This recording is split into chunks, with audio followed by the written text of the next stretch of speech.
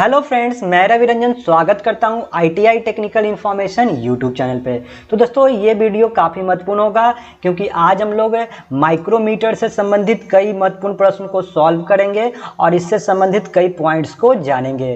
तो आज जो है एक्सरसाइज जो होगा वो 1.2.33 होंगे, जिसमें हम लोग 26 पार्ट का सॉल्यूशन करेंगे और अभी तक 25 पार्ट्स कंप्लीट हो चुके हैं, आप देख सकते हैं। तो ये है आउटसाइड माइक्रोमीटर से संबंधित प्रश्न। तो सबसे पहले जानेंगे माइक्रोमीटर के बारे में। तो माइक्रोमीटर जो है एक प्रिसीजन इंस्ट्रूमेंट है, यानी कि एक सूक्ष्म मापी यंत्र है। तरह के माइक्रोमीटर होते हैं जिसका अलग अलग जरूरत के हिसाब से उसका यूज किया जाता है।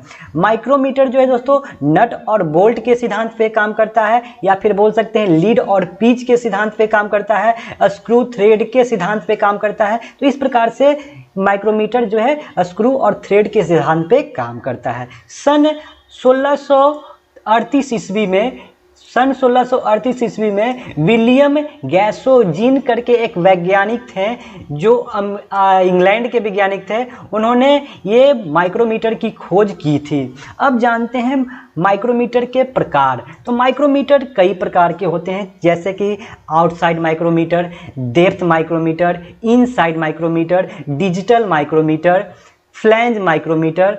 इसके अलावा और भी ज़रूरत के हिसाब से कई माइक्रोमीटर आपको मिल जाएंगे। तो हम आज जानेंगे आउटसाइड माइक्रोमीटर से मेन पॉइंट्स और इससे संबंधित प्रश्न। तो देखिए, ये है पहला प्रश्न।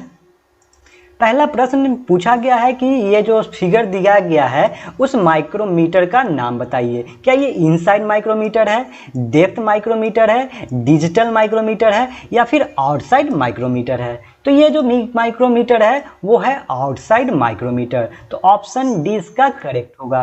तो दोस्तों, आउटसाइड माइक्रोमीटर जो होता है वो केवल जो है वो बाहरी मेजरमेंट ले सकता है, वो इंटरनल मेजरमेंट नहीं ले सकता है। यानी किसी भी जॉब का, चाहे वो राउंड जॉब हो, रेक्टेंगुलर जॉब हो, तो वो सिर्फ उसकी बाहरी डायमेंशन को ले माप सकता है। तो ये आउटसाइड माइक्रोमीटर की ज़रूरत के हिसाब से इस्तेमाल किया जाता है। अब जानते हैं ये जो आउटसाइड माइक्रोमीटर है इसके मुख्य पार्ट्स। उससे पहले जानेंगे कि जो माइक्रोमीटर होते हैं वो रेंज में पाए जाते हैं। रेंज में पाए जाने का मतलब क्या हुआ कि ये जो है आपको ज़रूरत के हिसाब से जितने साइज का वर्कपीस होता है उस रेंज वाले माइक्रोमीटर, आउटसाइड माइक्रोमीटर का आपको सिलेक्शन करना होगा। तो ये 0 से लेकर 25 के रेंज में पाए जाते हैं, या फिर आपको मिलेंगे 25 से 50 के रेंज में, 50 से 75 के रेंज में, या फिर 75 से आपको मिलेंगे 100 के रेंज में। इस प्रकार से ये जो है रेंज में मिलते हैं। तो मान लिया जाए कि आपको जो है 50 mm से प्लस के मेजर करना होगा, तो आपको 50 से 75 mm के माइक्रोमीटर का चयन करना होगा। ये रेंज होता है माइक्रोमीटर का।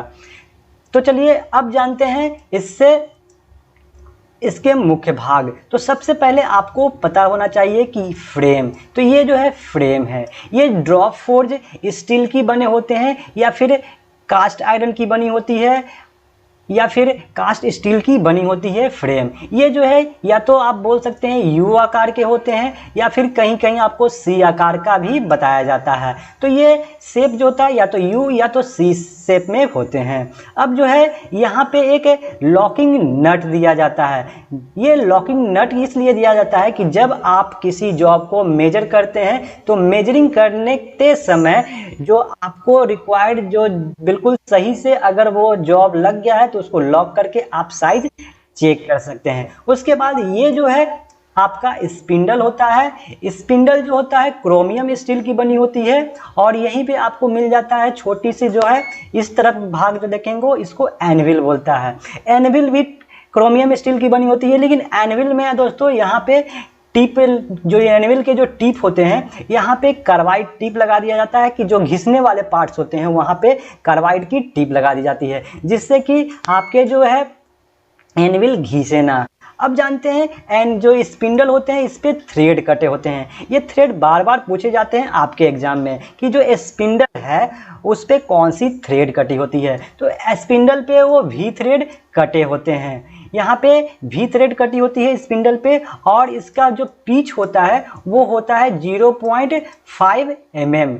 इसका जो पिच होता है वो 0.5 mm के पिच में ये थ्रेड कटे होते हैं स्पिंडल पे, या फिर 1/2 mm भी कहा जा सकता है। अब जानते हैं इसके अगले पार्ट्स। यहाँ पे अब माइक्रोमीटर में दो पार्ट पे ग्रेजुएशन अंकित रहता है, एक स्लीव या बैरल। तो यहाँ पे ये जो वाला भाग है उसको स्लीव या बैरल कहते हैं, स्लीव या बैरल, जिसपे डेटम लाइन अंकित होता है। इस पे जो है 0 से लेकर के 25 के रेंज अंकित रहते हैं, और सभी लाइन जो होते हैं वो 1 mm के रेंज में 0 से 25 पर अंकित रहते हैं। अब जानते हैं इसके अगले पार्ट। तो यहाँ पे जो है ये जो वेवल पार्ट होता है उसको बोला जाता है थिम्बल। अब जो है यहाँ पे जो है वो 0 से लेकर 50 तक ये अंक होते हैं, और इसका जो है डिवीजन होता है वो प्रत्येक एक डिवीजन का जो मान होता है वो 0.01 होता है। उसके बाद अब अगला जो पॉइंट है वो है ये वाले भाग को बोलते हैं ratchet stop.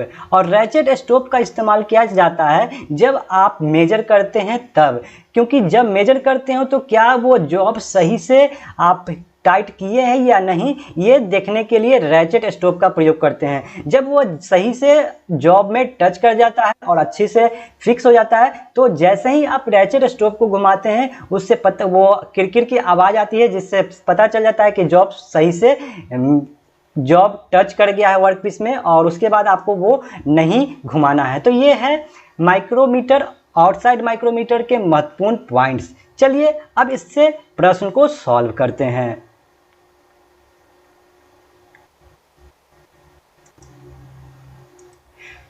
What is the name of the part marked X? यहाँ पे X के रूप में दिखाया गया है, वो पूछा गया है, ये क्या है? तो ये क्या एनविल है, स्लीव है, स्पिंडल लॉक है या फ्रेम है? तो ये पूछा गया है स्पिंडल लॉक के बारे में। तो ऑप्शन सी इसका करेक्ट होगा, ये है स्पिंडल लॉक है। यहाँ पे स्पिंडल लॉक दिया गया है, उसी के बारे में पूछा गया है। चलिए अगले प्रश्न पे। अगला प्रश्न, what is the name of the part marked x? यहाँ पे ये जो पूछा गया है उसके बारे में आपको बताना है। क्या ये एनविल है, स्पिंडल लॉक है, थिम्बल है या फिर रैचेट स्टॉप है? तो ये जो पीछे वाला जो होता है इसे बोला जाता है रैचेट स्टॉप। तो ऑप्शन डी इसका करेक्ट होगा। जॉब को मेजरिंग करते समय रैचेट स्टॉप के द्वारा माइक्रोमीटर को घुमाया जाता है, जिससे कि पता चलता है कि सही से जॉब पे आपके स्पिंडल लग गए हैं, और उसके बाद वो किरकिर की आवाज़ देने लगती है। तो उसके बाद ये जो रैचेट स्टॉप है उसको नहीं घुमाना चाहिए। चलिए अगले प्रश्न पे। What is the pitch of spindle thread in metric oxide micrometer?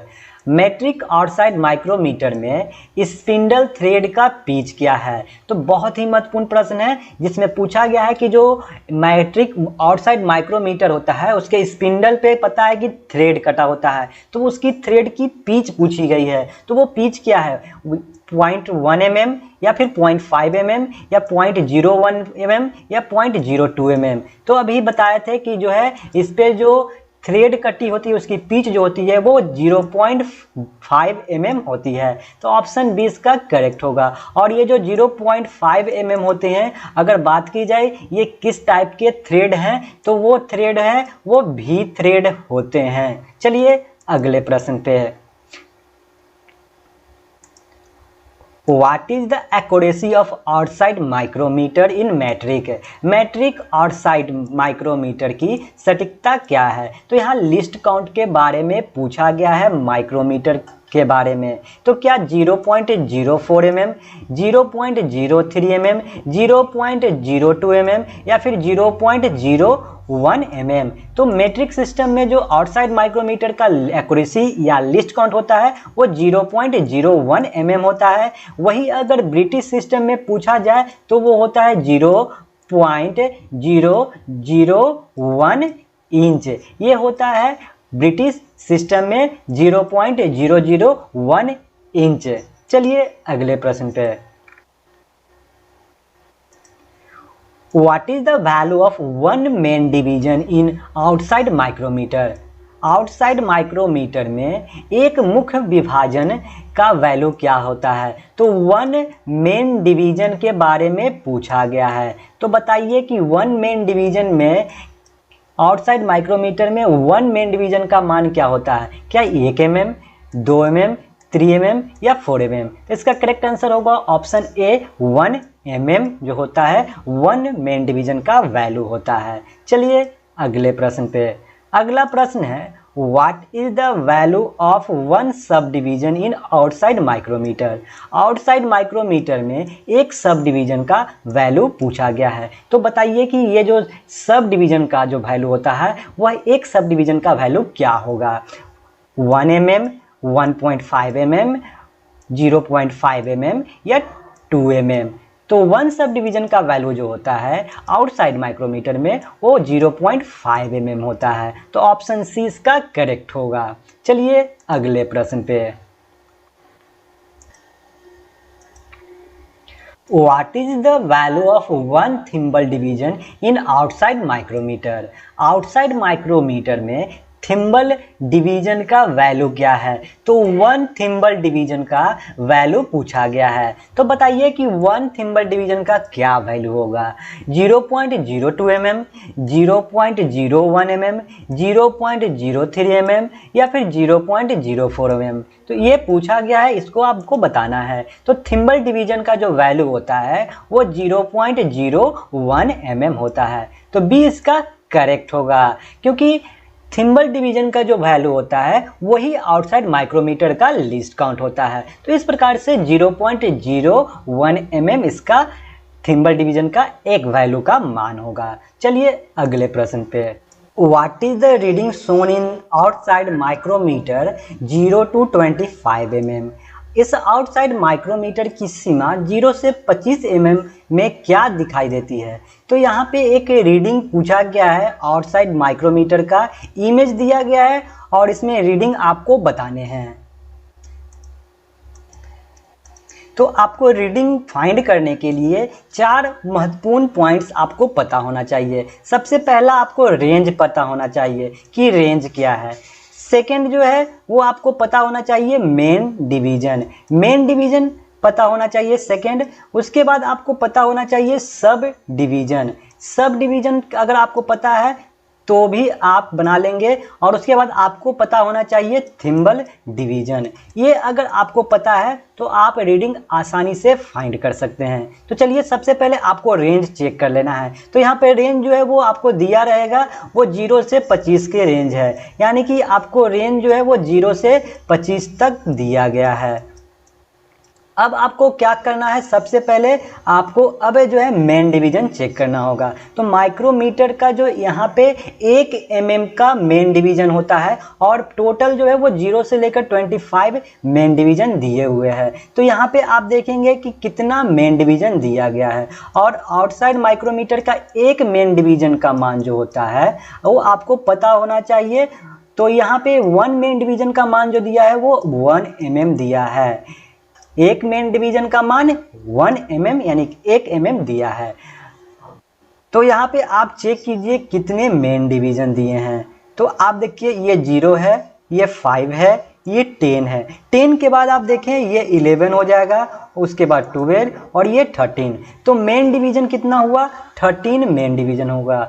M division जो हो गया वो आपका 13 हो गया, 13।